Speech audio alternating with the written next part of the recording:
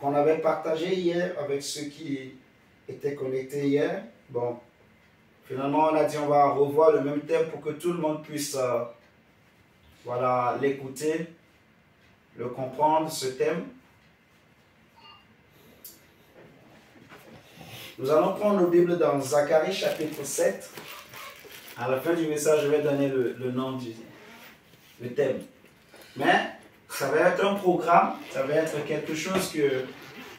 en fait, l'enseignement va déboucher sur un programme que nous avons déjà annoncé au début du mois, que durant tout ce mois, nous allons prier les 8, 18 et 29. Et qu'au mois de juin, si le Seigneur le permet, on aura une journée d'évangélisation, en fait, une journée qui va être comme une conférence ou un séminaire, mais ça va être pour l'évangélisation. Et nous allons expliquer pourquoi ce programme et pourquoi en ce mois, nous voulons faire ce programme. Ça va être quelque chose qu'on va répéter très souvent. Donc c'est important quand même qu'on comprenne pourquoi ce programme, pourquoi nous voulons qu'on prie ce mois, qu'on prie en ce mois de mai, en fait. On va prendre Zacharie chapitre 7. Zacharie chapitre 7, on va lire du verset 1 à 5.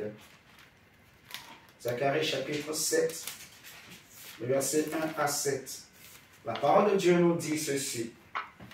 La 4e année du roi Darius, la parole de l'Éternel fut adressée à Zacharie le 4e jour du 9e mois, qui est le mois de Kislev. On avait envoyé de Bethel, Charetzer et Regem-Melech avec ses gens pour implorer l'Éternel et pour dire aux sacrificateurs de la maison de l'Éternel des armées et aux prophètes, faut-il que je pleure au 5e mois et que je fasse abstinence comme je l'ai fait tant d'années? Vous voyez? En fait, on était au mois de Kislev. On dit le 4e jour du 9e mois qui est le mois de Kislev. Vous voyez? On était au 9e mois. Donc, maintenant, on va dire, les Juifs se préparaient pour l'année qui va suivre. Donc, ils ont posé une question, le peuple juif se posait une question, la communauté juive se posait une question, et la question était, faut-il que je pleure au 5e mois et que je fasse abstinence comme je l'ai fait tant d'années? Et au verset 4, on nous dit ceci, la parole de l'Éternel des armées me fut adressée en ces mots. Dis à tout le peuple du pays et aux sacrificateurs, quand vous avez jeûné et pleuré au 5e et au 7e mois, et cela depuis 70 ans, est-ce pour moi que vous avez jeûné? Et quand vous mangez et buvez, n'est-ce pas vous qui mangez et qui buvez? Dieu est terrible. Ne connaissez-vous pas les paroles qu'a proclamées l'Éternel par les premiers prophètes lorsque Jérusalem était habitée et tranquille avec ses villes alentour et que le midi et la plaine étaient habités? Amen. Gloire à la parole du Seigneur. Hosanna. Donc, pour poser les bases, en fait, ici, c'est le peuple juif, mon frère, ma soeur, qui se posait une question et ils voulaient consulter Dieu. Donc, ils vont envoyer une délégation auprès des sacrificateurs et auprès des prophètes. C'est alors que Dieu va arriver chez le prophète Zacharie. Le Seigneur va parler au prophète Zacharie. Il va lui donner une réponse par rapport à la question que le peuple se posait. Le problème du peuple, c'est que on nous a parlé dans le verset 5 de 70 ans. On nous a parlé d'une habitude que le peuple avait qui était de jeûner et de pleurer les 5e et 7e mois de chaque année pendant 70 ans. Les 70 ans font référence au nombre d'années donc de déportation, d'exil que Dieu avait prononcé sur le peuple suite à leur péché et à leur obstination de revenir à Dieu. Parce que, comme j'avais expliqué le dimanche, Dieu, depuis que le peuple, il les avait fait sortir de l'Égypte, il les a amenés dans la terre promise, un pays où coule le lait et le miel. Mais le peuple n'a fait que pécher contre Dieu.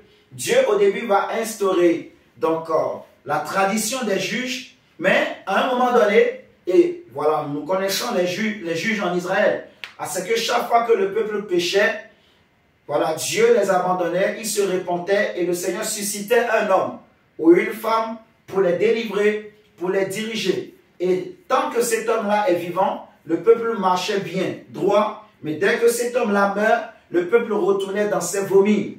Et donc, voilà, c'est la même chose qui recommençait rebelote jusqu'à l'époque de Samuel. Et c'est là que le peuple va demander à Dieu, il va demander à Samuel de leur donner un roi. Parce que les fils de Samuel ne marchaient pas dans les pas de Samuel. Et donc, c'est comme ça que maintenant, on va dire, la tradition des rois était née en Israël. Donc, le premier roi était Saül, après il y a eu David, ainsi de suite, vous connaissez. Donc, le peuple va pécher. Malgré qu'ils avaient un roi, mais ils vont pécher, ils vont pécher, ils vont pécher. Dieu dit, voilà, par Jérémie, on avait vu dimanche que depuis longtemps, il dit, dès le matin, je vous ai parlé, vous n'avez pas écouté. Jérémie va prêcher pendant plus de 23 ans, depuis son jeune âge, pour crier, pour que le peuple revienne à Dieu. Le peuple n'a pas voulu écouter. Et c'est alors que Dieu va décider de les chasser de la terre où ils habitaient, de les chasser de la terre d'Israël.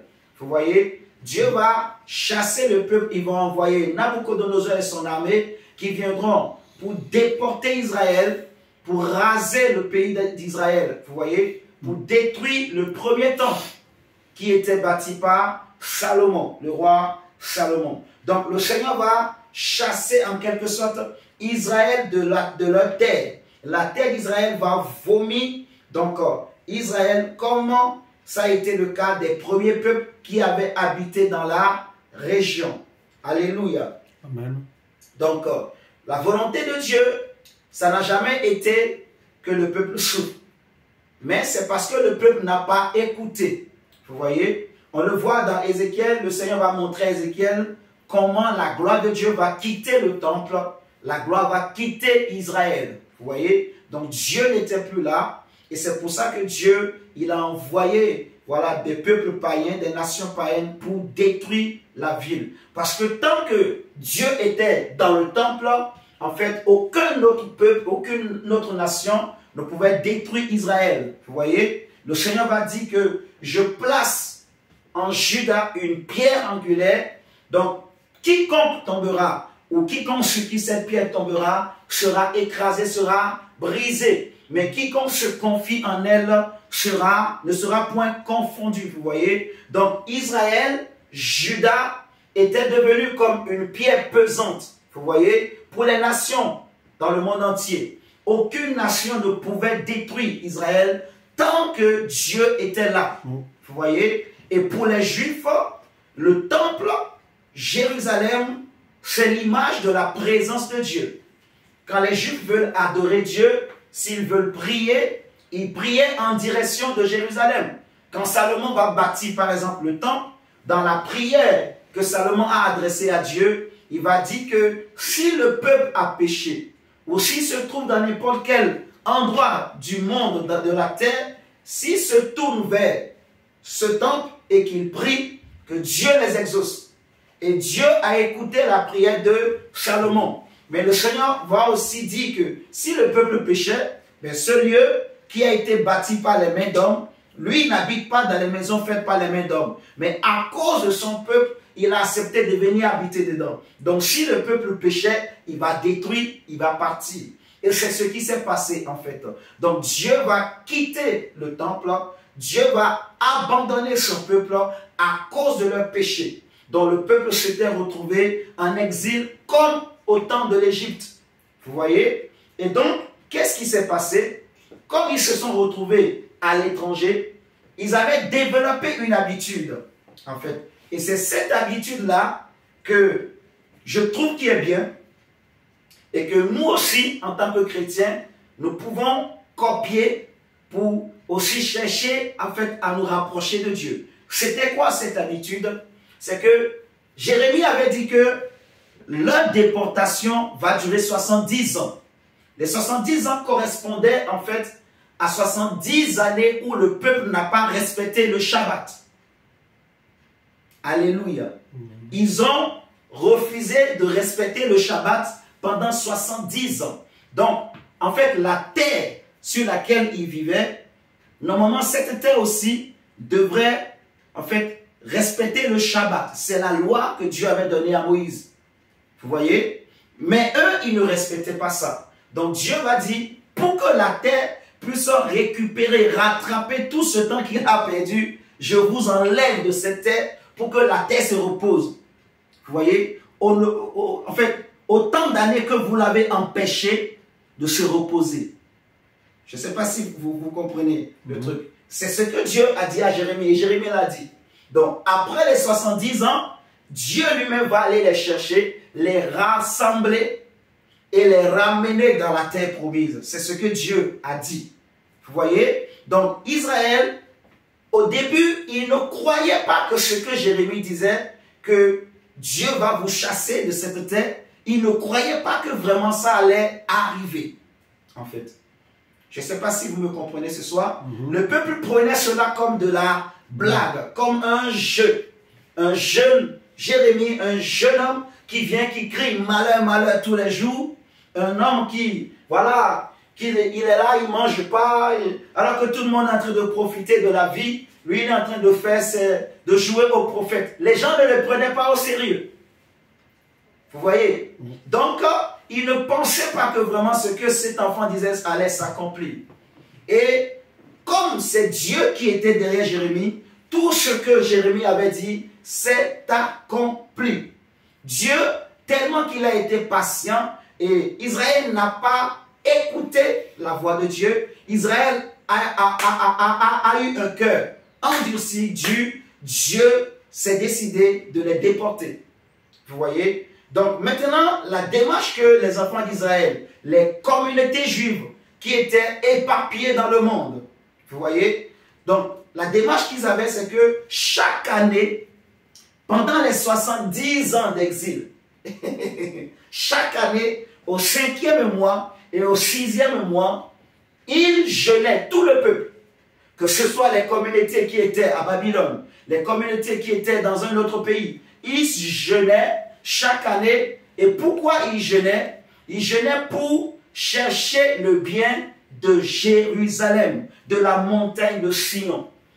Vous savez, mon frère, ma soeur, comme je disais au début, Israël était comme une pierre angulaire, une pierre pesante au milieu des nations et aucune nation ne pouvait toucher. Pour un juif qui est bien né, il sait que Jérusalem, c'est la ville du grand roi. Vous voyez, c'est la ville que Dieu a choisie. C'est le lieu que Dieu a choisi pour y faire résider son nom. Vous voyez, dans Jérusalem, ou la montagne de Sion, c'est l'image de la présence de Dieu au milieu des hommes. Alléluia. Et les Juifs aimaient leur pays. Ils aimaient leur ville. Jérusalem, c'était leur fierté. Vous voyez, si vous prenez avec moi, par exemple, le psaume 137, Seigneur, merci pour la grâce de Dieu. Le psaume 137, le verset 4 à 6, nous dit ceci. Psaume 137, verset 4 à 6. Ici, ils étaient à Babylone, les captifs de Babylone.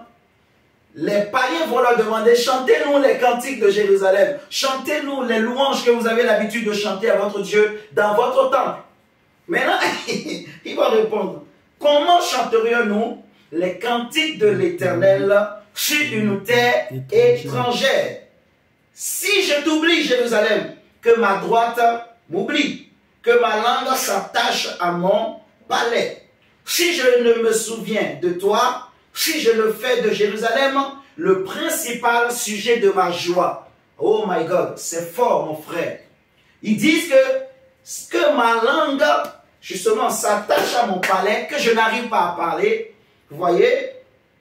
Donc, que ma droite m'oublie si je ne fais pas de Jérusalem, de la montagne de Sion, le principal sujet de ma joie. Ça veut dire que je peux avoir d'autres sujets de joie. Ma femme ou mon mari peut être mon sujet de joie. Mes enfants peuvent être mes sujets de joie. Vous voyez, ma maison, ma richesse, mon argent, mon premier sujet de joie. Vous voyez, comme pour nous, Jésus-Christ est notre sujet de joie. Il est l'objet de nos recherches, de nos prières, de nos investigations.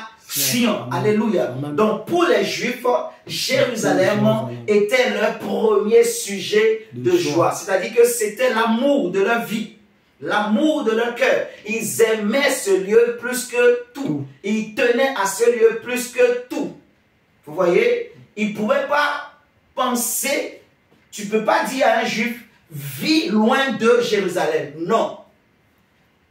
C'est comme si tu veux le priver, tu le prives de la présence de Dieu.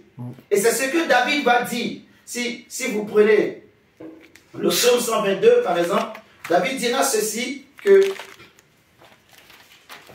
le psaume 122, il dit, mon cœur est dans la joie. Vous voyez, comme tout bon juif, comme tout bon israélien, il dit, le psaume 122, versets 1 à 3, il dit, je suis dans la joie. Vous voyez, quand on me dit, allons à la maison de l'Éternel, nos pieds s'arrêtent dans tes portes, Jérusalem.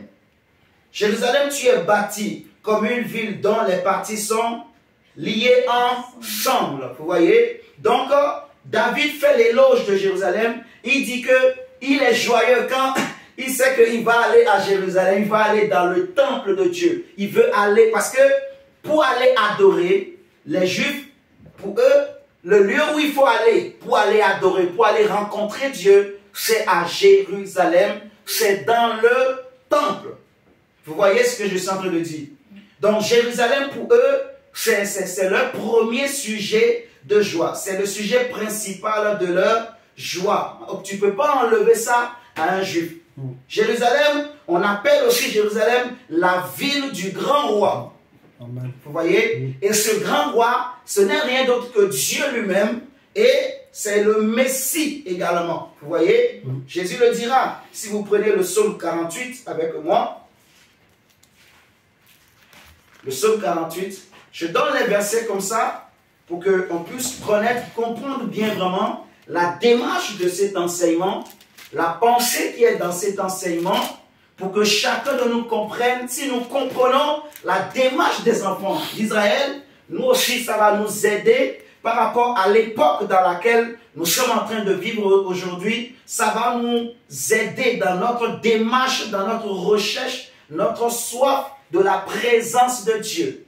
Vous voyez? Parce que les Juifs qui étaient captifs à Babylone, ils avaient la nostalgie. Ils avaient la nostalgie de la gloire qui était à Jérusalem. Jérusalem leur manquait. Israël a connu des rois puissants, des rois glorieux. Et la Bible nous en parle comme le roi David, qui était un grand roi. Le tueur de géants, le tombeur de géants, un petit garçon qui était derrière les troupeaux, mais que toute la région de cette zone-là, ils ont entendu parler. Il y a un petit garçon là, mais qui tue les géants avec la pierre et la lance. Un garçon terrible. Dieu va utiliser cet enfant pour faire de grandes choses.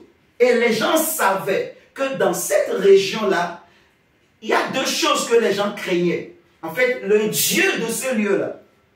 Vous voyez, les peuples alentours savaient que Israël avait un grand Dieu, un vrai Dieu. Balaam va dire à Balak que si tu veux vaincre ce peuple, il faut que tu le pousses à pécher contre son Dieu. Parce que tant qu'il n'a pas péché contre son Dieu, tu ne peux pas le vaincre. Parce qu'il a un grand Dieu. Balak a vu, Balak a tremblé. Balak était obligé d'aller chercher Balaam pour dire, viens me maudire ces peuples. Parce que je n'ai pas le courage de l'attaquer. Parce que rien que sa vue me fait trembler. La femme prostituée là, elle va dire aux envoyés de Moïse que en fait, les échos de ce que votre Dieu fait depuis l'Égypte sont parvenus jusqu'à nous et tout le monde du roi jusqu'au petit mouton, nous tremblons. Vous comprenez? Donc le peuple, le monde savait que le Dieu d'Israël était le vrai Dieu. C'était le Dieu tout-puissant, le Dieu qui fait du tic au tac, le Dieu qui protège. Vous voyez? Donc, les gens savaient, les gens avaient l'écho du Dieu du lieu, en fait. Vous voyez? Et aussi, les gens craignaient les rois. Parce que Israël a connu de grands rois, des rois puissants, comme David, des rois sages, intelligents, comme Salomon, au point que la reine de Saba, elle a quitté le fin fond du monde pour aller jusqu'en Israël, pour aller écouter la parole, juste entendre quelques mots. La Bible dit, en fait, les gens quittaient toutes les régions juste pour venir écouter ce que dit Salomon. Je ne sais pas si vous comprenez. Dieu a dit, je vais faire de toi un grand roi. Avant toi et après toi, il n'y aura pas un roi aussi sage, aussi intelligent que toi. Salomon a touché à tout. Salomon, il a goûté à tout. Il avait la gloire. Amen. Et vous imaginez, en son temps, Israël n'a fait aucune guerre. Il a régné plus de 30 ans, Salomon. Je crois 40 ans ou plus de 40 ans. Quelque chose comme ça, si j'ai bonne mémoire. Mais au moins plus de 30 ans sur Israël. Vous voyez ça? Un peuple. En fait, tout le monde mangeait bien. Tout le monde était bien. Les gens étaient contents d'être juifs. Les gens étaient contents. Et puis, la gloire de Dieu était là. On a dit quand Salomon a bâti le temple, il s'est mis à prier. La nuée a rempli le temple au point que même les sacrificateurs ne pouvaient plus rentrer. Dieu n'était plus une histoire. Dieu était devenu une réalité pour les Juifs. Donc pour eux, aller à Jérusalem, c'est aller à la rencontre de Dieu. Amen. La Bible dit dans le psaume 48, le verset 1 à 3, l'Éternel est grand, il est l'objet de toutes les louanges. Dans la ville de notre Dieu, sur sa montagne sainte. Verset 3. Belle est la colline, joie de toute la terre, la montagne de Sion. Le côté septentrional, c'est la ville du grand roi. Vous voyez? Donc Jérusalem est appelée la ville du grand roi, la montagne de Sion. Et Jérusalem, c'est sur une montagne. C'est cette montagne qu'on appelle la montagne de Sion. Et la région, elle est aussi entourée des montagnes. C'est pour ça qu'on dit que de la même manière que Jérusalem est entourée de montagnes, c'est ainsi que l'Éternel aussi entoure son peuple. Vous voyez? C'est une région qui est entourée de montagnes et c'est une montagne particulière. La montagne que Dieu a choisie. C'est la ville de Dieu. Amen. Vous voyez? Jésus lui-même le répétera dans Matthieu 5. Excusez-moi. Matthieu chapitre 5, le verset 34 à 35. Le Seigneur dit ceci. Matthieu 5, verset 34 à 35. Seigneur, merci. Il dit, mais moi, je vous dis de ne jurer aucunement ni par le ciel, parce que c'est le trône de Dieu, ni par la terre, parce que c'est son marchepied, ni par Jérusalem, parce que c'est la ville du grand roi. Le grand roi, c'est Dieu, c'est Jésus, c'est le Messie. Vous voyez? Donc Jérusalem, c'est la ville de Dieu. C'est le lieu de la présence de Dieu. En fait. Vous voyez? Parce que Quand on dit que Jérusalem, c'est la ville du grand roi, c'est la ville de Dieu, donc c'est le lieu de la présence de Dieu. Ça veut dire que la présence de Dieu est un lieu. C'est un lieu. C'est important vraiment de bien comprendre ça comme ça. La présence de Dieu, c'est un lieu. Vous voyez? Dieu, parce qu'il était dans Jérusalem, il protégeait tout Israël. Vous voyez? Dieu, c'est vrai que quand on parle de la présence de Dieu, on dit que notre Dieu, il est omniprésent, omnipotent, omniscient. Donc, il est partout, il connaît tout, il voit tout. Mais, par exemple, Dieu, en fait, sa manifestation n'est pas en tout lieu. Vous voyez? Dieu aussi est dans l'enfer. Mais il est en enfer en tant que juge. Dans le sens où il sait ce qui se passe en enfer. Mais il n'est pas là pour donner la vie. Vous comprenez ce que je dis? Dieu connaît tout. David dit, où irai-je loin de ta face? Si je dis, je me cacherai dans le séjour des morts, te voilà, tu es là, tu me vois, tu me connais. Ouais. Donc, même au séjour des morts, Dieu est là, mais il n'est pas là en tant que sauveur, en tant que Dieu. Il est là en tant que juge, pour juger. Vous voyez ce que je dis? La présence de Dieu là-bas, c'est pour exercer le jugement de Dieu. Vous comprenez? Donc, Dieu est partout. Mais la présence de Dieu dont il est question à Jérusalem, c'est une présence de Dieu qui se manifeste et qui fait du bien aux hommes. Est-ce que vous comprenez la différence? C'est que il y a une présence de Dieu, présence, je dirais, présence en fait muette. Si on peut parler comme ça, excusez-moi, une présence, en fait, je peux dire simple, présence simple de Dieu, où on sait que Dieu est partout. Mais Jérusalem, ce n'était pas une présence simple de Dieu. C'était une présence palpable, manifeste, démonstrative de Dieu. Vous voyez? Jérusalem, c'est le lieu de la présence de Dieu.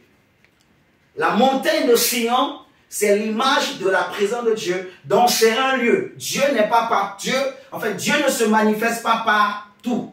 Si je peux parler comme ça, pour que l'on comprenne bien. Dieu ne se manifeste pas partout. Et les enfants d'Israël, quand ils étaient captifs à Babylone, même à Babylone, Dieu était aussi là-bas. Mais il n'était pas là-bas pour leur faire du bien. Il était là-bas pour exercer son jugement sur eux. Vous comprenez? Maintenant, eux, dans leur détresse, ils ont développé une attitude. Chaque fois qu'ils tombaient, c'est là qu'ils réalisent qu'il faut qu'on retourne à Dieu. Donc, quand ils étaient captifs, c'est là maintenant ils ont compris, Jérémie avait raison, le petit.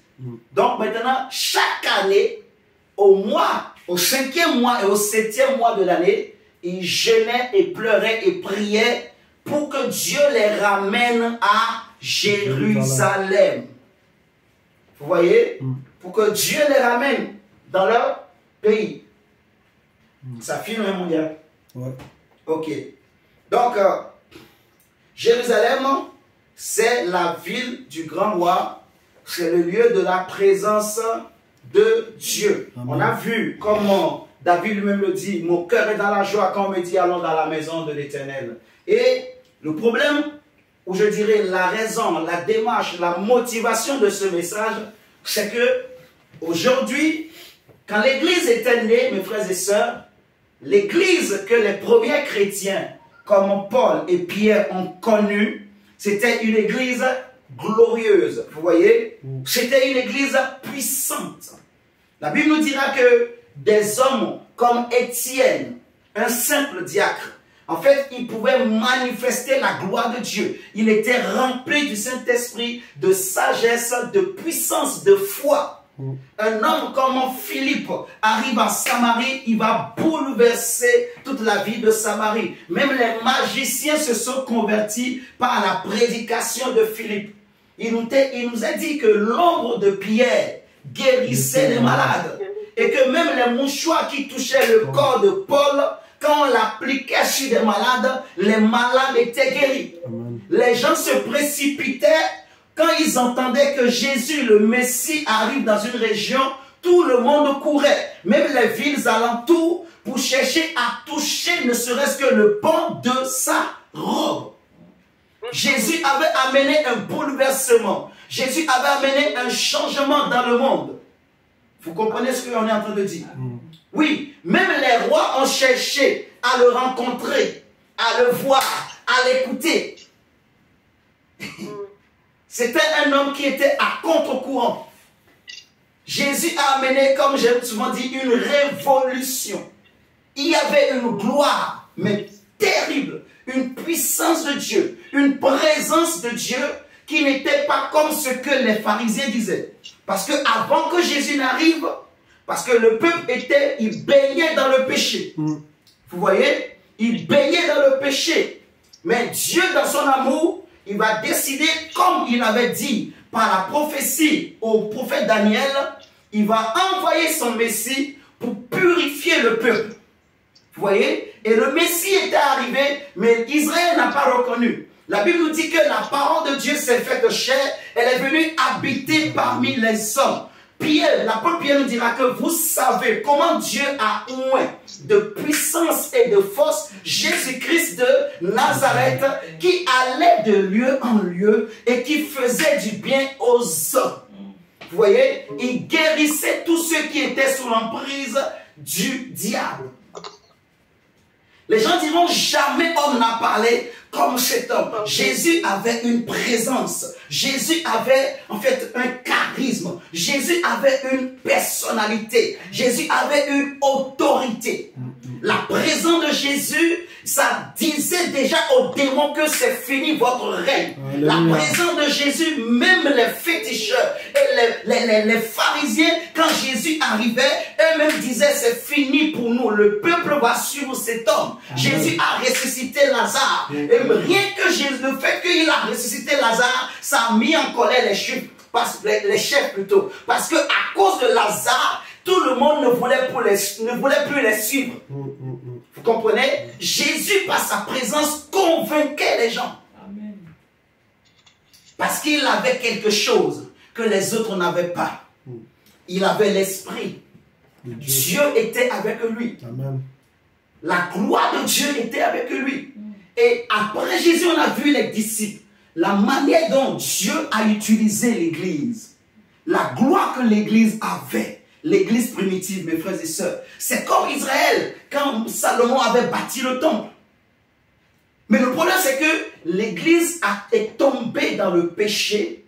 Vous voyez, l'église, après la mort des premiers apôtres, l'église est tombée dans le péché, dans la corruption. En fait, les choses que les prophètes, que les apôtres prédisaient. Vous voyez, que dans les derniers temps, il y aura beaucoup de faux. Il y aura des hypocrites, il y aura des orgueilleux. Je sais, Paul dira clairement aux Éphésiens, je sais qu'après mon départ, des loups vont s'introduire parmi nous. Il y aura des personnes qui vont s'introduire parmi vous, des loups, pour disperser le peuple. Vous voyez? Et c'est ce qui s'est passé. Et l'église était tombée. Tombée. L'église avait perdu cet éclat. Jésus dira, vous êtes la lumière du monde. Vous êtes le sel de la terre. Si le sel perd sa saveur, avec quoi la lui rendra-t-on? Et ce qui donnait la saveur aux chrétiens, c'était cette présence non simple de Dieu, mais manifeste.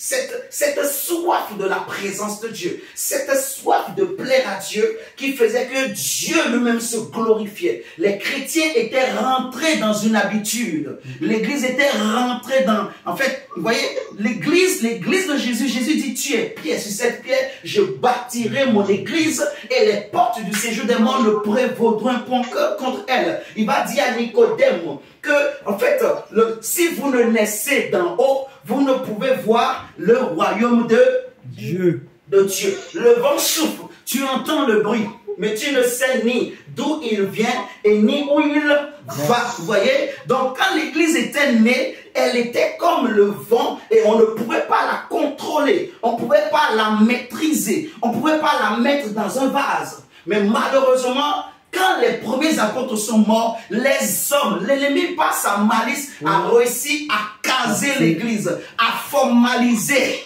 vous voyez, à mettre des barrières, des limites.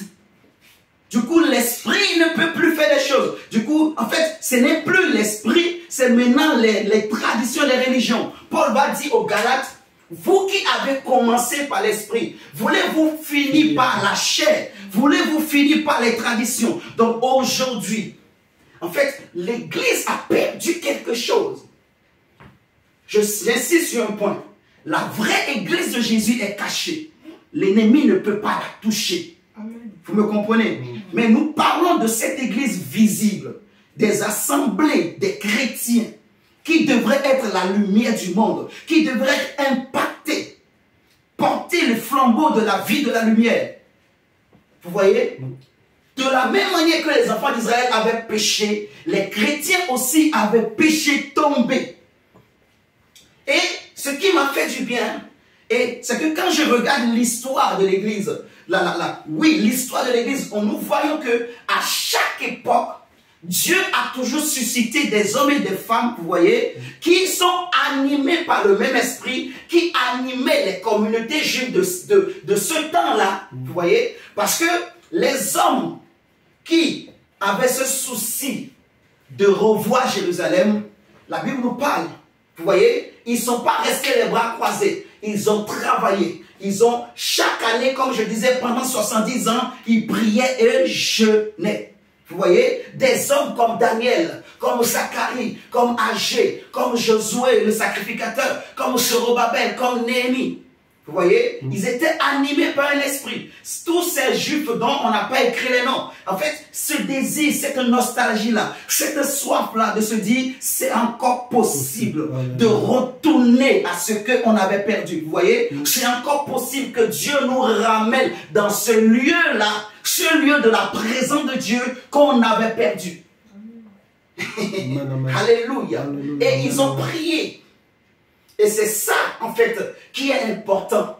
Et c'est ça que nous voulons apprendre. Pour que nous aussi, la démarche qu'ils ont eue, que nous aussi, nous puissions avoir cette même démarche. Amen. Vous voyez? Donc, si on regarde par exemple Agé chapitre 1, le verset 13 à 15, on va voir Dieu va réveiller, en fait, son peuple. Et c'était un travail d'équipe. Vous voyez, un travail d'équipe, un travail de collaboration. Ils travaillaient en équipe, en collaboration. Seigneur, merci. Agé chapitre 1, le verset 13 à 15. La Bible nous dit, Agé envoyé de l'Éternel dit au peuple, d'après l'ordre de l'Éternel, je suis avec vous, dit l'Éternel. L'Éternel réveilla l'esprit de Zorobabel. Vous voyez, fils de Shealtiel, gouverneur de Juda, et l'esprit de Josué, fils de Jotsadak, le souverain sacrificateur, et l'esprit de tout le reste du peuple. Il vint et il se mit à l'œuvre dans la maison de l'Éternel des armées, leur Dieu, le 24e jour du 6e mois, la seconde année du roi Darius. Vous voyez? Et c'est très important. En fait, il ne faut pas croire que on nous donne cette date et ces chiffres pour rien. Ça a une signification aussi prophétique. Ce n'est pas le moment peut-être de parler de ces choses de numérologie, tout ça, mais ça a aussi un sens.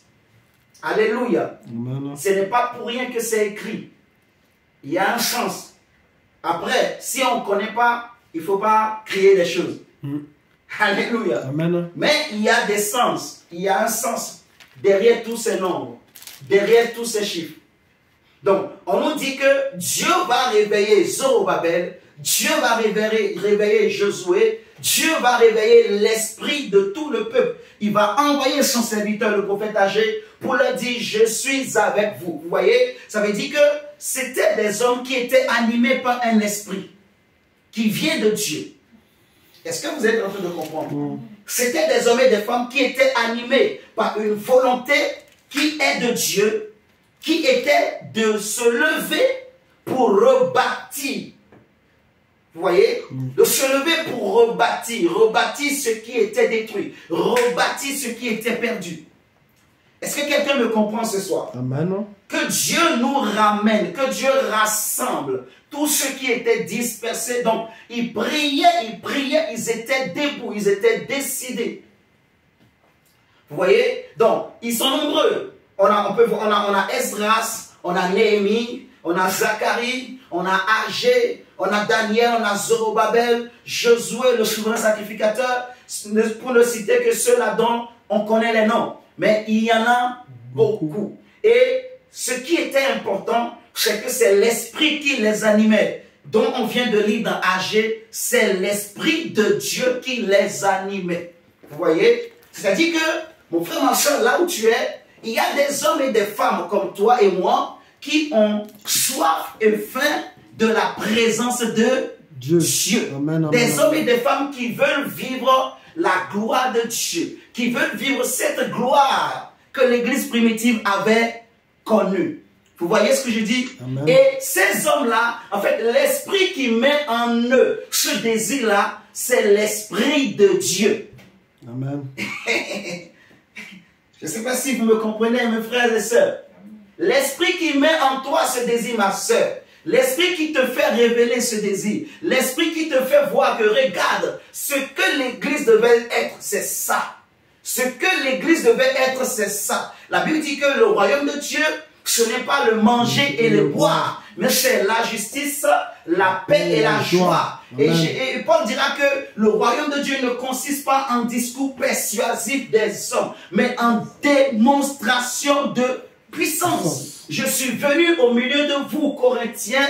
Ce n'est pas avec la sagesse des hommes, ce n'est pas avec un langage habilement préparé. Je n'ai pas eu la pensée de connaître autre chose que Jésus-Christ et Jésus-Christ crucifié. Il va dire, Dieu ne m'a pas envoyé baptiser pour que, afin que la puissance de la croix ne soit pas réduite à un discours de persuasion. Dieu m'a envoyé prêcher l'évangile, prêcher la croix, non pas avec la sagesse des hommes, mais avec un langage qui vient de Dieu, afin que la puissance de la croix ne soit pas réduite à rien.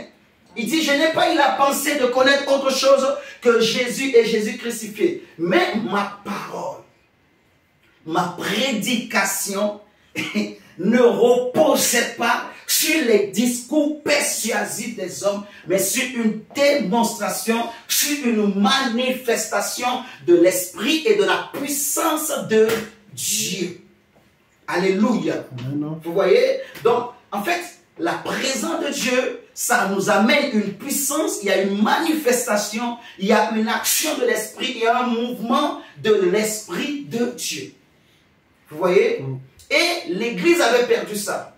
Et je disais que chaque époque, Dieu suscite des hommes et des femmes, comme toi et moi. Je le crois que tel que nous sommes, il y a aussi des hommes qui sont quelque part dans le monde, qui ont aussi cette nostalgie-là, qui ont ce désir-là, vous voyez? Amen. Donc, le même esprit qui animait ces hommes, pour que chaque 5e mois de l'année et chaque 7e mois de l'année, c'était devenu un programme. Vous voyez, un programme qu'ils ont respecté pendant 70 ans.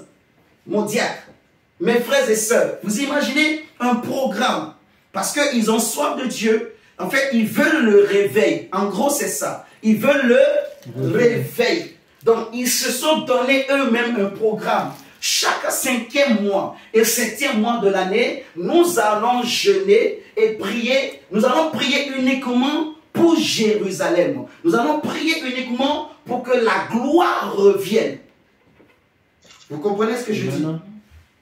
Donc, c'est le même esprit qui nous anime, en fait, aujourd'hui. Et ça veut dire que le Seigneur veut, vous voyez, que nous aussi, comme eux, nous développons ce programme, cette habitude. Et c'est pour ça que ce 5e mois de l'année, au début du mois, je ressentais ça dans mon esprit, qu'il faut qu'on prie. Mais je ne savais pas aussi pourquoi. Je vous dis la vérité. Ce n'est pas que je savais tout ça avant. Non. Je ne connaissais pas. Mais j'ai ressenti en moi, il faut qu'on prie. On va prier. Et c'est maintenant, en cherchant, en allant auprès du Seigneur, que moi-même j'ai compris. Ah, d'accord.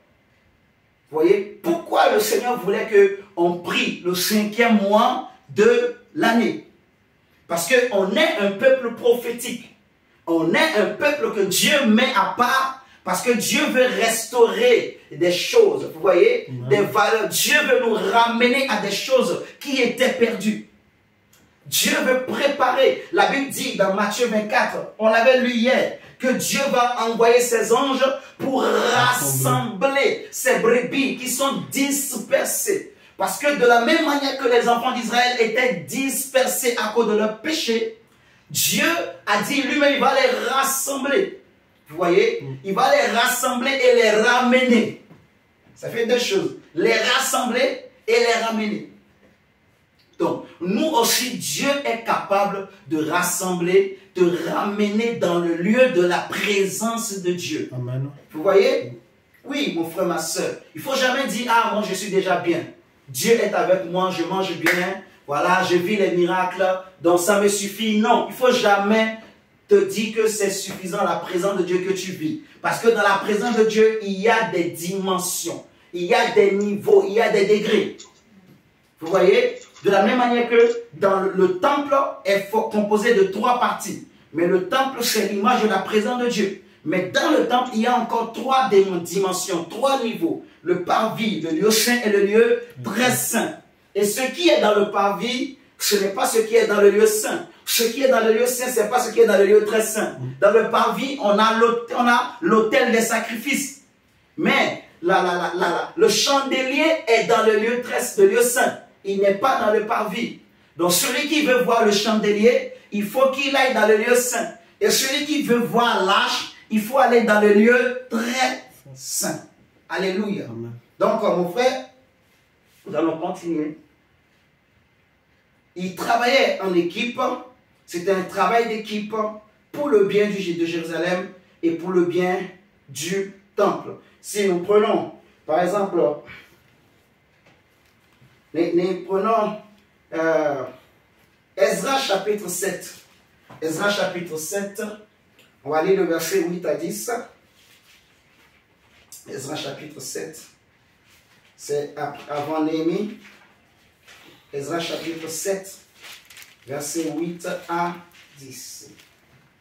La Bible dit ceci. Esdras arriva à Jérusalem au 5e mois de la 7e année. Le mois du jeûne. Jeûne pour Jérusalem. Jeûne pour retourner à Jérusalem. Esdras arriva à Jérusalem au 5e mois de la 7e année du roi. Il était parti de Babylone le premier jour du premier mois et il arriva à Jérusalem le premier jour du 5e mois. La bonne main de son Dieu étant sur lui. Car Esdras avait appliqué son cœur à étudier et à mettre en pratique la loi de l'Éternel et à enseigner au milieu d'Israël les lois et les ordonnances. Donc ce que j'ai aimé chez cet homme, c'est un homme qui connaissait son Dieu, qui connaissait la loi de son Dieu, qui aimait la vie de son Dieu, qui aimait Israël. Vous voyez? Et la Bible dira que la bonne main de son Dieu était avec lui. Esdras pouvait se dire, la bonne main de Dieu est avec moi. Moi, je ne suis pas comme les autres juifs. Je reste dans mon camp. Dieu est avec moi, ça me suffit. Mais non, la Bible dit que Esdras appliquait son cœur, en fait, à étudier et mettre en pratique la loi de l'Éternel et à enseigner aussi au milieu d'Israël les lois et les ordonnances. Donc, ce qu'il avait, il le partageait aussi aux autres. Pour que la main de Dieu qui est avec lui soit aussi avec les autres. Il faisait en sorte que les autres aussi se réveillent. Donc Esdras n'a pas pensé à lui seul. Il a pensé à tout le peuple. Il a cherché le bien de tout le peuple d'Israël. Vous voyez? Et c'est ce que nous sommes en train de dire. Et d'insister que c'est un travail d'équipe. Prier pour Jérusalem. Prier pour la montagne de Sion, mon frère. C'est un travail d'équipe. La Bible dira que la corde à 2 fils, elles seront difficilement, vous voyez, et que si 2 ou 3 s'assemblent sur la terre pour demander quelque chose au ciel, Jésus dit que moi je le ferai afin que le Père soit glorifié. C'est un travail d'équipe. Et j'insiste, je le répète, ça vient de Dieu, c'est la volonté de Dieu, c'est le Saint-Esprit qui le veut. Amen. Vous êtes en train de comprendre qu'il veut que les chrétiens s'assemblent et prient pour ce sujet. Que les chrétiens prient. Si vous prenez avec moi Néhémie chapitre 1, par exemple, c'est juste après Esdras, ils sont de la même époque. Vous voyez, si nous allons prendre Néhémie, nous allons voir la même chose. On va prendre Daniel, on va voir la même chose. C'était des hommes qui avaient le même esprit, ils étaient animés par le même esprit. C'était des gens qui avaient la grâce de Dieu, mais ils n'ont pas gardé ça pour eux seuls. Ils aimaient leur peuple, ils voulaient le bien de Jérusalem, le bien de la montagne de Sion, le bien d'Israël. Vous voyez, si nous prenons Néhémie chapitre 1, le verset 4 à 11, la Bible nous dit ceci. Lorsque j'entendis ces choses, je m'assis, je pleurai, et je fus plusieurs jours dans la désolation. Je jeûnai et je priai devant le Dieu des cieux, et je dis, ô Éternel, Dieu des cieux, Dieu grand et redoutable, toi qui gardes ton alliance et qui fais miséricorde à ceux qui t'aiment et qui observent tes commandements, que ton oreille soit attentive et que tes yeux soient ouverts. Écoute la prière que ton serviteur t'adresse en ce moment, jour et nuit pour tes serviteurs, les enfants d'Israël, en confessant les péchés des enfants d'Israël, nos péchés contre toi, car moi et la maison de mon Père, nous avons péché. Nous t'avons offensé et nous n'avons point observé les commandements, les lois et les ordonnances que tu prescrivis à Moïse, ton serviteur. Souviens-toi de cette parole que tu donnas ordre à Moïse, ton serviteur, de prononcer. Lorsque vous pécherez, je vous disperserai parmi les peuples. Mais si vous revenez à moi, et si vous observez mes commandements et les mettez en pratique, alors quand vous seriez exilés à l'extrémité du ciel, de là je vous rassemblerai et je vous ramènerai dans le lieu que j'ai choisi pour y faire résider mon nom. Verset 10. Il dit, ils sont tes serviteurs et ton peuple que tu as racheté par ta grande puissance et par ta main forte. Ah Seigneur, que ton oreille soit attentive à la prière de ton serviteur et à la prière de tes serviteurs qui veulent craindre ton nom. Donne aujourd'hui du succès à ton serviteur et fais-lui trouver grâce devant cet homme. J'étais alors échanson du roi. Si nous prenons le chapitre 2, versets 6 à 8, la Bible dit, le roi auprès duquel la reine était assise me dit alors, combien ton voyage durera-t-il et quand seras-tu de retour? Et il plut au roi de me laisser partir et je lui fixai un temps. Puis je dis au roi, si le roi le trouve bon, qu'on me donne des lettres pour les gouverneurs de l'autre côté du fleuve, afin qu'ils me laissent passer et entrer en Juda. Et une lettre pour Azaph, garde forestier du roi, afin qu'il me fournisse du bois et de charpente pour les portes de la citadelle, près de la maison, pour la muraille de la ville, et pour la maison que j'occuperai. Pour la maison que je m'occuperai. Le roi me donna ces lettres.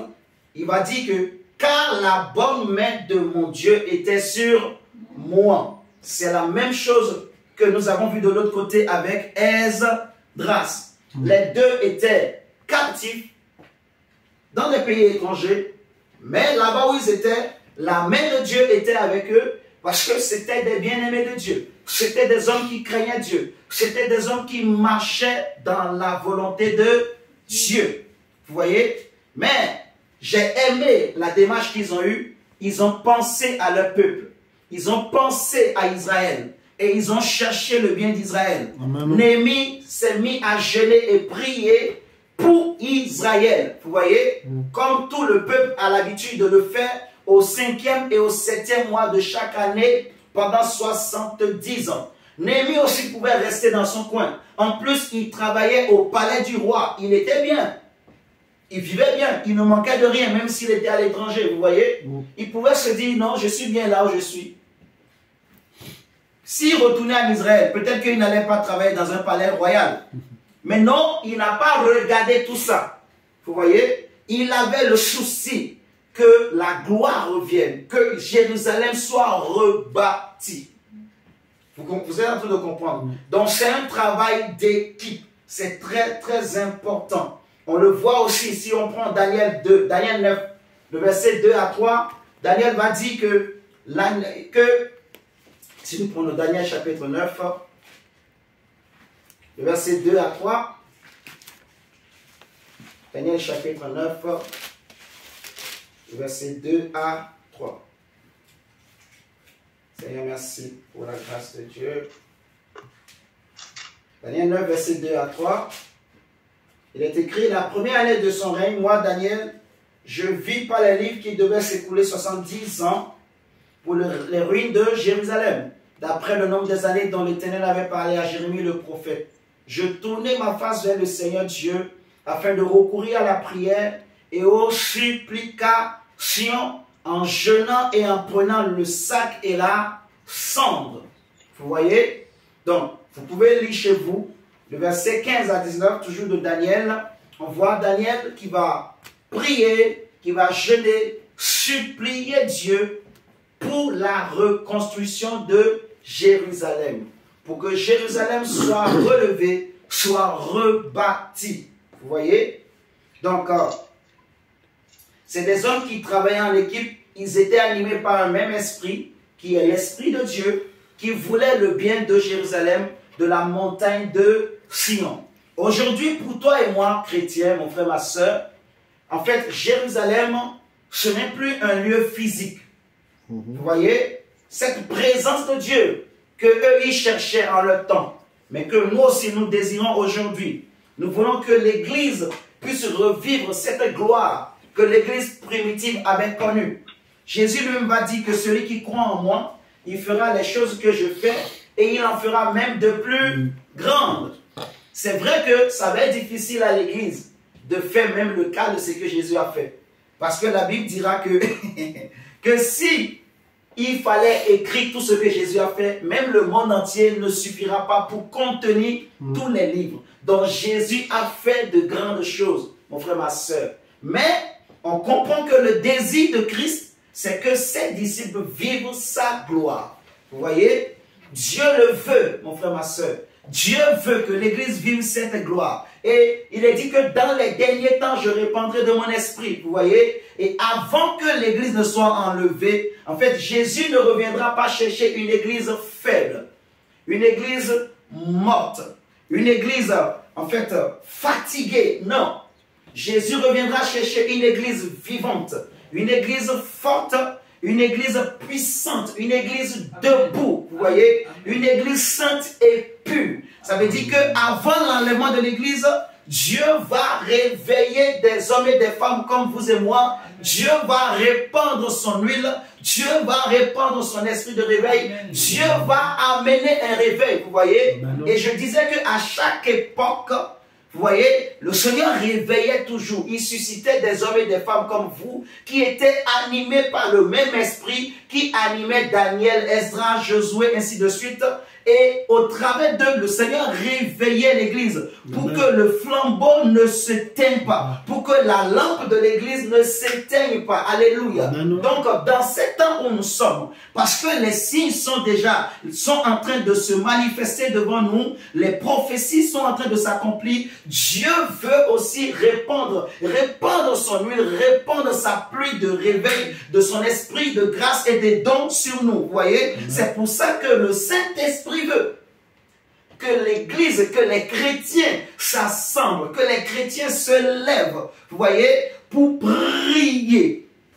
Prendre des journées de prière, prendre des mois, on prie pour ce sujet.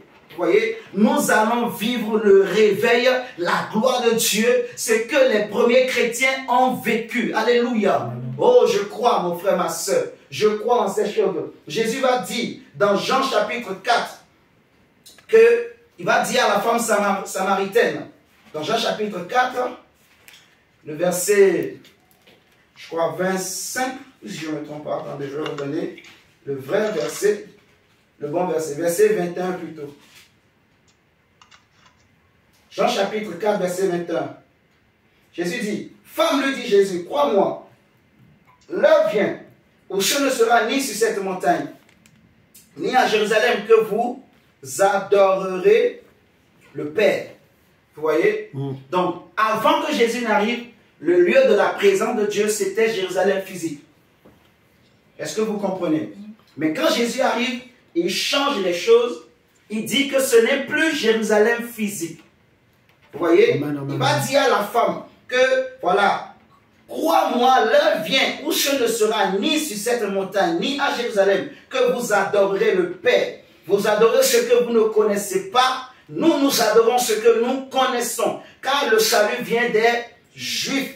Mais l'heure vient et elle est déjà venue, où les vrais adorateurs adoreront le Père en esprit et en vérité. Car ce sont là les adorateurs que le Père demande. Dieu est esprit et il faut que ceux qui l'adorent en esprit et en vérité. On va s'arrêter au verset 4. Donc Jésus a changé maintenant les choses. Le lieu de la présence de Dieu, la Jérusalem où il faut aller pour rencontrer Dieu, pour vivre en présence de Dieu, pour vivre devant Dieu. En fait, ce n'est plus un lieu physique, mais c'est maintenant un lieu spirituel. Vous voyez, la montagne de Sion, ce n'est plus cette montagne physique, mais c'est une montagne spirituelle. Et Jésus dit que il faut que les vrais adorateurs adorent en esprit et en vérité. Ça veut dire qu'avec Jésus, avec le Saint-Esprit, par la foi, nous nous rendons. Vous voyez, nous allons chez Dieu. Nous nous approchons de Dieu. La Bible dit, approchez-vous du trône de la grâce pour obtenir miséricorde et pour être secouru dans vos besoins. Amen. Vous voyez? Donc, ce n'est plus à Jérusalem physique maintenant, c'est spirituel pour nous, le lieu de la présence de Dieu. Ce lieu où nous allons pour chercher notre Dieu. Vous voyez? Donc, le Seigneur va rassembler son peuple. Le Seigneur va attirer, tous ceux qui sont dispersés un peu partout, je le crois de tout mon cœur, que lui-même va les toucher, il va envoyer son ange, il va toucher, je ne sais pas où ils sont éparpillés, Dieu lui-même sait, vous voyez. Mais je sais qu'il y a des enfants de Dieu, il y a des hommes et des femmes qui sont déçus à cause des hommes de Dieu, déçus par la vie, déçus par les problèmes qu'ils ont traversés, vous voyez, déçus, il y en a peut-être qui ne croient plus que Dieu existe, il y en a peut-être qui se disent que ce n'est plus possible, il y en a peut-être qui disent que voilà, les hommes de Dieu sont pareils, vous voyez, alors que tous les hommes de Dieu ne sont pas pareils, même s'il y a beaucoup de faux, mais il y a aussi des vrais, vous voyez, pendant que Élie disait qu'ils ont tué tous tes prophètes, qu'il n'y en a plus de vrais, Dieu va lui dire, non Élie, tu t'es trompé, je me suis réservé 7000 hommes que j'ai mis de côté, qui n'ont pas fléchi les genoux devant Baal. C'est-à-dire qu'à chaque époque, dans chaque génération, Dieu s'est toujours réservé un reste. Vous voyez, il y a toujours une loi du reste. Il y a toujours quelqu'un, une fille, une sœur, une personne que Dieu met de côté qui ne fléchit pas les genoux devant Baal. Il y a toujours un homme courageux. Il y a toujours une femme courageuse quelque part. C'est-à-dire que dans chaque époque, il y a toujours des hommes et des femmes qui sont animés par le même esprit. Amen. Lorsque l'apostasie est en train de prendre place, lorsque dans une époque, dans une génération, l'apostasie est en train de s'étendre, Dieu suscite toujours des hommes et des femmes qui sont animés par l'esprit de Daniel, qui sont animés par l'esprit de Josué, de Zorobabel, des hommes et des femmes qui sont animés par l'esprit de Zacharie, qui ont soif de Jérusalem, qui ont soif de cette présence de Dieu. Je ne sais pas si vous êtes en train de me comprendre. À chaque époque l'apostasie, à chaque époque, en fait, les hommes abandonnent le vrai Dieu. À chaque époque où les gens sont en train de mélanger le vrai culte au faux culte, Dieu a toujours mis de côté un reste. Amen. Des hommes qui sont comme Élie, vous voyez, au milieu des prophètes de Baal et d'Astarté. Vous me comprenez ce soir? Et je le crois, mon frère, que tu fais partie de ce reste. Nous faisons partie de ce reste. Amen, amen, amen. Et nous sommes en train de lancer un appel pour inviter les chrétiens. Nous allons prier ce mois. Mais non seulement ce mois, même le 7e mois, nous allons prier pour le même sujet. Vous voyez, ça va être un programme qu'on répétera. Parce que nous avons soif. Soif de cette présence de Dieu. Soif de cette église. Vous voyez, cette église sainte, cette église réveillée, cette église debout pour le royaume, cette église debout pour la sainteté, cette église debout pour la vérité. Alléluia. Cette église qui aime Jésus, cette église qui aime la vérité, cette église qui aime l'amour de Dieu, qui aime son prochain. qui veut pratiquer la parole de Dieu, qui veut craindre Dieu, qui veut plaire à Dieu. Cette église où la gloire de Dieu est touchable, est palpable, est manifeste. Oh my God. Mon frère, vous pouvez lire chez vous Matthieu 24, verset 31, où le Seigneur dit clairement, il va envoyer ses anges pour aller rassembler. Comme Néhémie a prié, il a demandé à Dieu de rassembler son peuple, de rassembler tous ceux qui sont dispersés, vous voyez. Et c'est ce que Dieu va faire aussi, à la fin des temps. Dans les temps où nous sommes aujourd'hui, Dieu va rassembler les chrétiens qui sont appelés au salut, qui sont appelés à connaître ce réveil que Dieu est en train de préparer. Dieu va mettre cet esprit dont je suis en train de parler, cet esprit de réveil qui pousse les chrétiens à avoir soif. Parce qu'il y a des chrétiens qui se contentent de leur vie chrétienne telle qu'elles sont. Il y a des chrétiens qui sont à l'aise de la manière dont l'Église est aujourd'hui. Il y a des chrétiens qui sont bien de l'état de l'Église aujourd'hui. Il y en a qui sont tranquilles, ils ne sont pas dérangés. Vous voyez? Mais il y en a d'autres qui se posent des questions et qui désirent un changement, qui désirent un réveil, qui désirent une transformation. Vous voyez? Et c'est ce que je suis en train de dire. Ceux qui sont animés par cet esprit-là, c'est l'esprit qui était sur Daniel, qui était sur Zorobabel, qui était sur Josué. C'est le même esprit, c'est l'esprit de Dieu. Est-ce que quelqu'un est en train de discerner ce soir? Est-ce que quelqu'un est en train de comprendre ce soir? Alléluia. Amen. Seigneur, merci. Seigneur, merci pour ta grâce. Vous voyez, j'aimerais dire à quelqu'un, mon frère, ma soeur, ne dis jamais que c'est seulement pour les autres.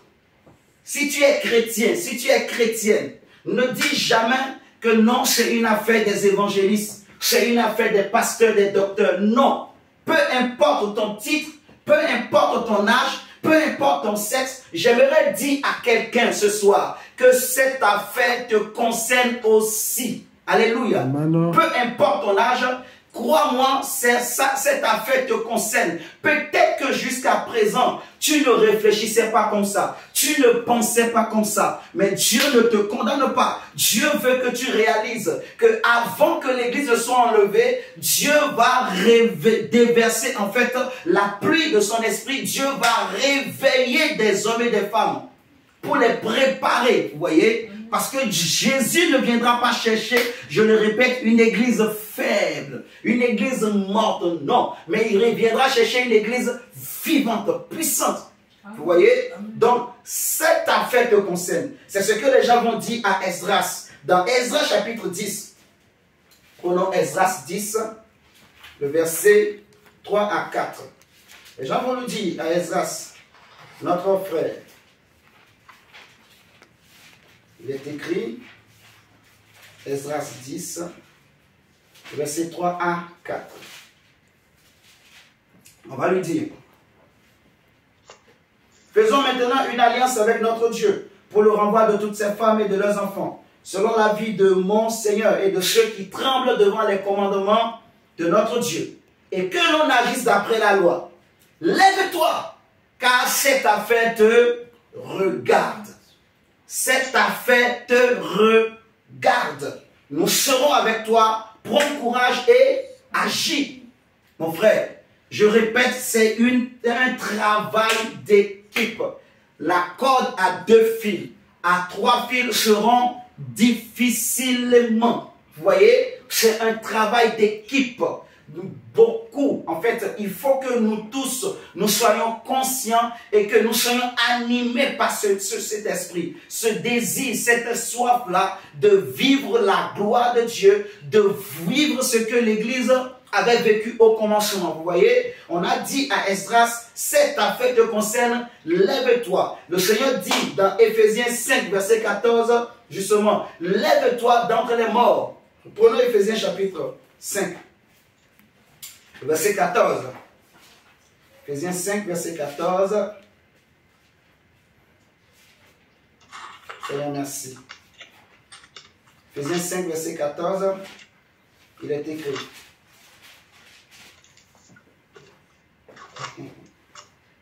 Il dit, car C'est pour cela qu'il a dit, réveille-toi, toi qui dors. Relève-toi d'entre les morts et Christ t'éclairera. Vous voyez? Réveille-toi, lève-toi, mon frère, ma soeur. Lève-toi pour le royaume de Dieu, pour l'évangile, pour la vérité. Vous voyez? Lève-toi, ne te minimise pas, ne te décourage pas. C'est ce que la prophétesse Déborah va faire. Et j'aime beaucoup ce texte. Prenons Juge chapitre 4. On va voir quelque chose. Juge chapitre 4. Comme le temps est en train de passer, on va prendre Juge chapitre 4. On va lire le verset 1 à 7. Juge chapitre 4, verset 1 à 7. Juge chapitre 4. Je vais laisser mon diacre nous lire, s'il te plaît. Verset 1 à 7. Lisons la parole de Dieu dans Juge 4, 1 à 7. Après la mort d'Éhoud, les Israélites recommencèrent à faire ce que l'Éternel considère comme mal. Alors l'Éternel les livra au pouvoir de Jabin, un roi cananéen qui régnait sur la ville de Hatzor. Le chef de son armée s'appelait Sisera et demeurait à Rochet Goïm. Jabin possédait 900 chars bardés de fer et il opprima durement les Israélites pendant 20 ans. Alors ceux-ci implorèrent l'Éternel. À cette époque, Déborah, une prophétesse femme de Lapidote, administrait la justice en Israël. Elle siégeait sous le palmier qui, depuis lors, porte son nom entre Rama et Bethel, dans la région montagneuse d'Éphraïm. Les Israélites se rendaient auprès d'elle pour régler leurs litiges. Un jour, elle envoya chercher Barak, fils d'Abinoam, de Kédek, en Nephtali, et lui dit, « Voici ce que t'ordonne l'Éternel, le Dieu d'Israël. Va recruter 10 000 hommes dans les tribus de Naphtali et de Zabulon et conduis-les sur le mont Tabor. Je mènerai au torrent de Kishon Sisera, le chef de l'armée de Jabin, avec ses chars et ses troupes. Je peux lire jusqu'au verset 8. Et je te donnerai la victoire sur lui.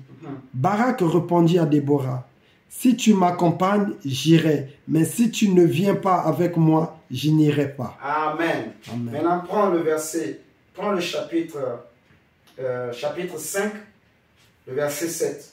Là, on a lu le chapitre 4. Maintenant, prends le chapitre 5, le verset 7. Juge 5, verset 7. Les villes d'Israël étaient abandonnées. La vie avait cessé. Alors, moi, Déborah, je suis intervenu. Je suis intervenu comme une mère pour Israël. Amen. Amen. Je vais lire la version Louis II. Il dit, les chefs étaient sans force en Israël, sans force. Quand je me suis levé, moi, Déborah, quand je me suis levé comme une mère en Israël. Vous voyez? Donc Barak va lui dire, lui qui est un homme, si toi tu ne viens pas avec moi, moi je n'irai pas combattre. Parce que Sisera était un grand général. Il avait beaucoup de chars, de fer. Et il tétanisait en fait tout Israël. Mais Déborah, une femme, n'a pas eu peur. Vous voyez? Elle n'a pas eu peur ni de Sisera, elle n'a pas eu peur ni de son armée, mais elle s'est levée en Israël, elle s'est levée pour la cause de l'Éternel, elle s'est levée pour la restauration d'Israël. Vous voyez, Déborah s'est levée comme une prophétesse. Et je veux dire à quelqu'un, à une femme, à une sœur, mon frère, ma sœur, ne te minimise pas. Dieu dit à Gédéon, va avec la force que tu as. Alléluia. Amen. Le Dieu qui a donné la victoire à Gédéon, ce Dieu n'a pas changé.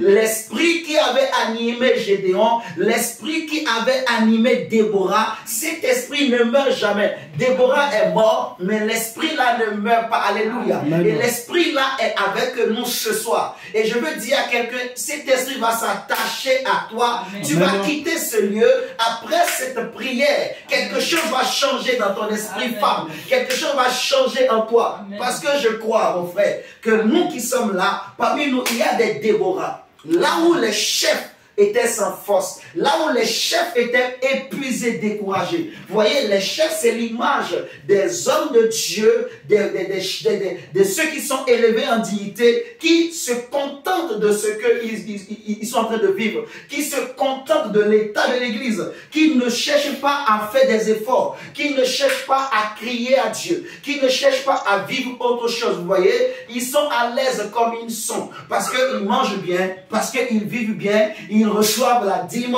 les chrétiens leur donnent la dîme, ils ont l'argent, ainsi de suite.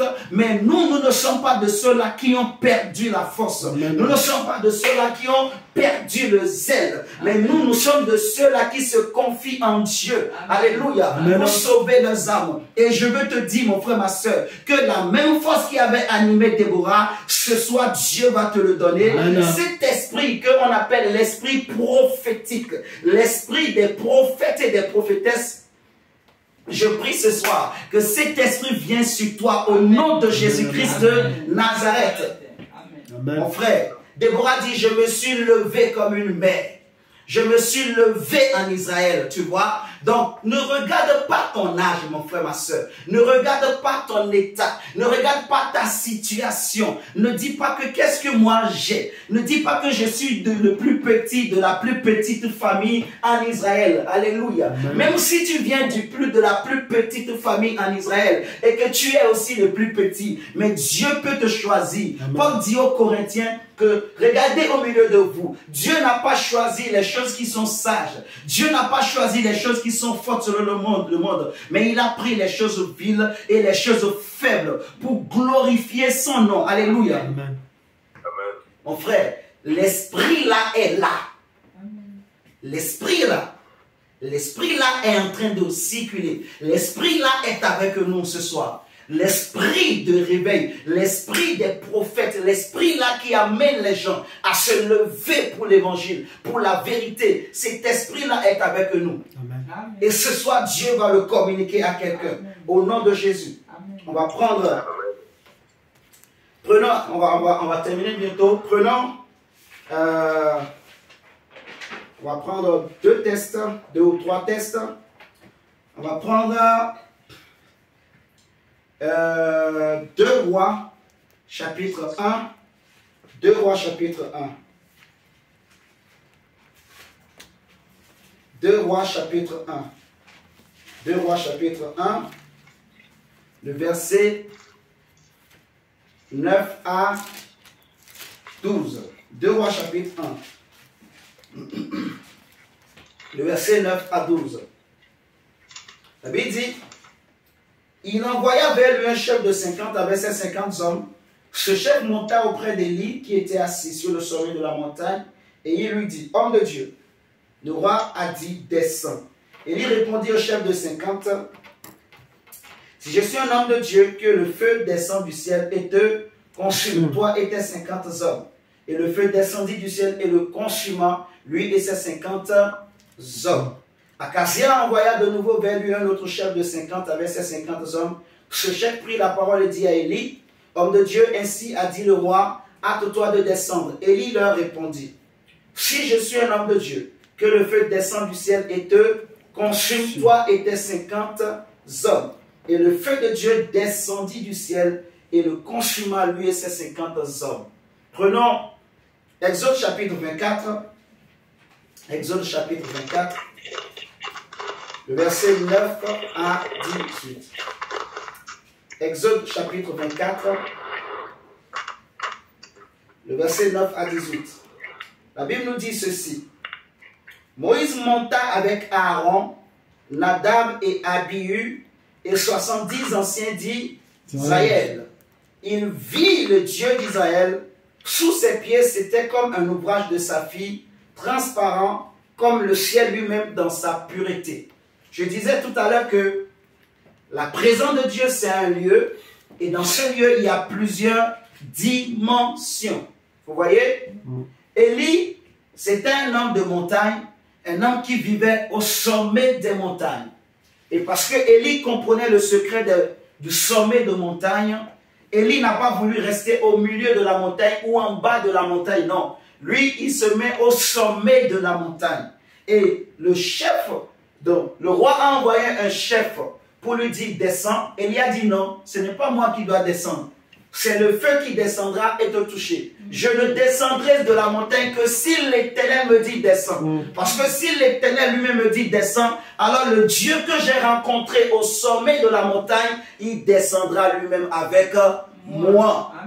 Est-ce que vous êtes en train de comprendre? Amen. Dieu dit que Moïse est monté donc, sur la montagne avec Aaron, Nadab, Abihu et 70 anciens d'Israël.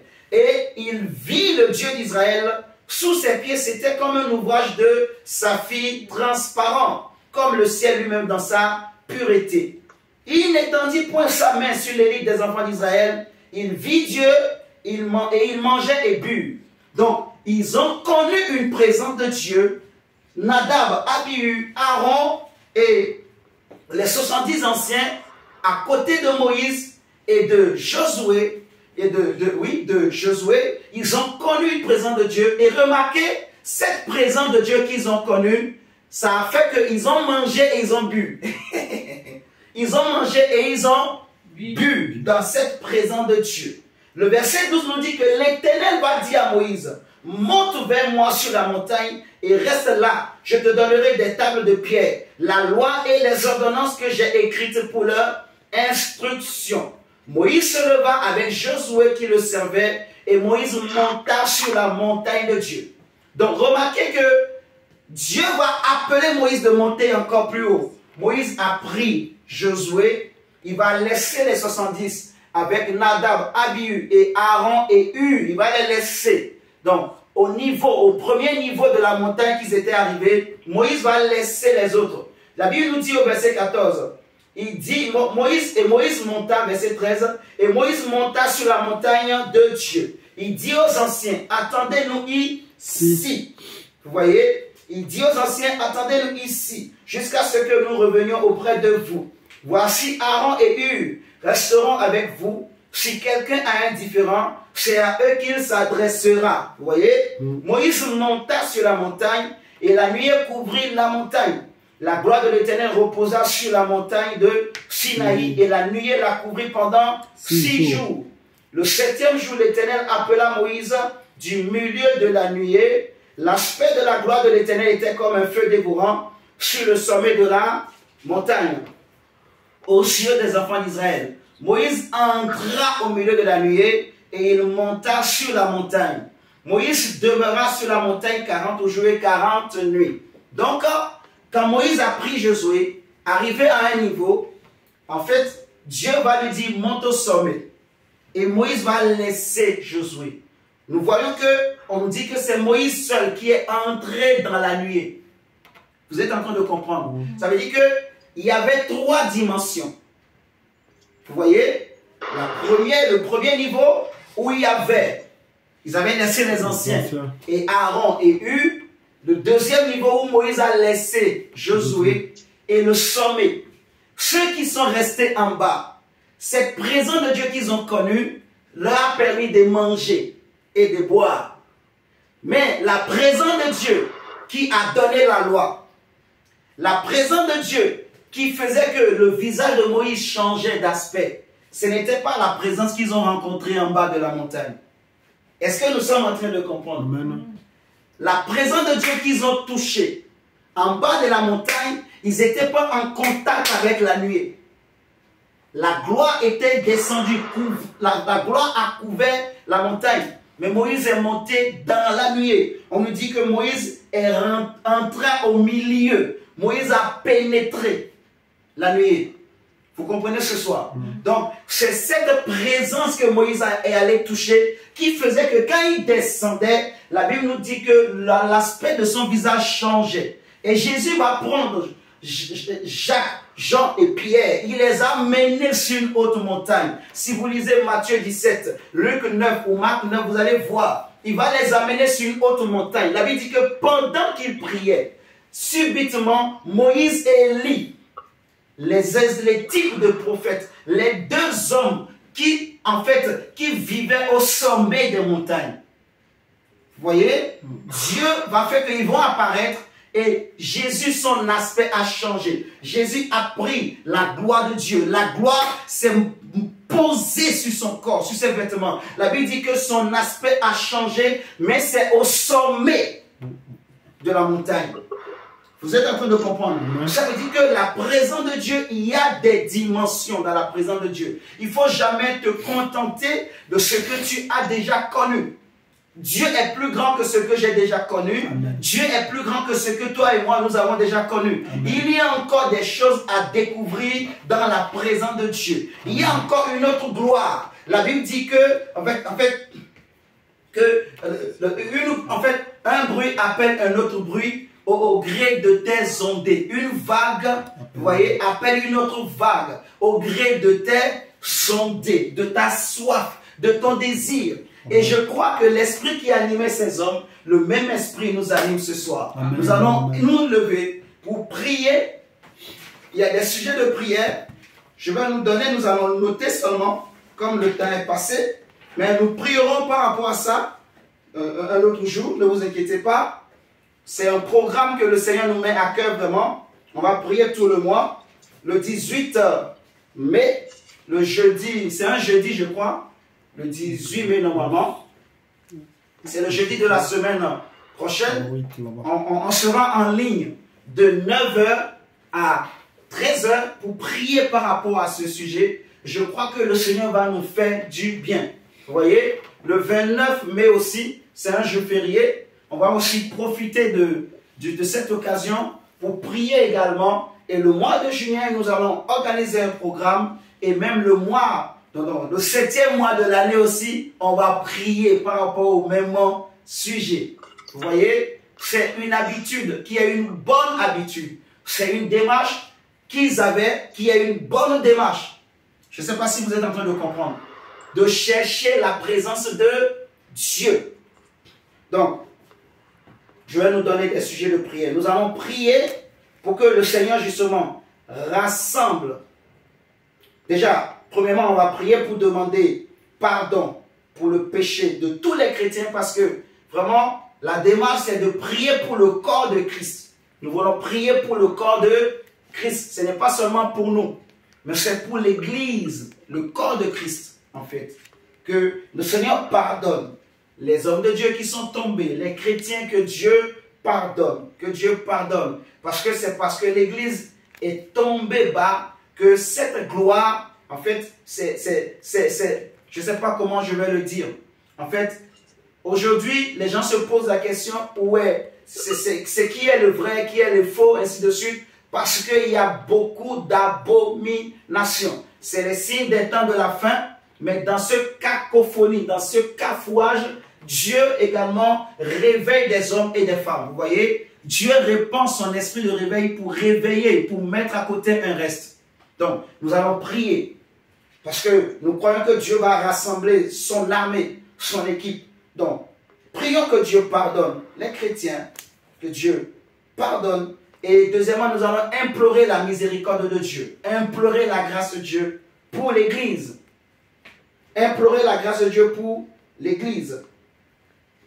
Troisièmement, nous allons prier que Dieu ramène son Église dans le lieu de la première gloire que l'Église avait connue, mais que nous avons perdu, que l'Église a perdu, que Dieu ramène son Église et qu'il fasse même encore plus. Vous voyez? Parce qu'aujourd'hui, l'Église a la gloire. Ce n'est pas que l'Église n'a plus la gloire. L'Église a toujours la gloire. Mais la gloire que nous voyons aujourd'hui, elle n'est pas comme celle qui était au début. Je ne sais pas si vous comprenez. La gloire que nous voyons aujourd'hui, elle n'est pas comme la gloire que l'Église primitive avait connue. Donc, nous voulons vivre cette gloire. Nous la désirons. Nous avons soif. Nous prions que le Seigneur ramène l'Église. Donc, qu'il rassemble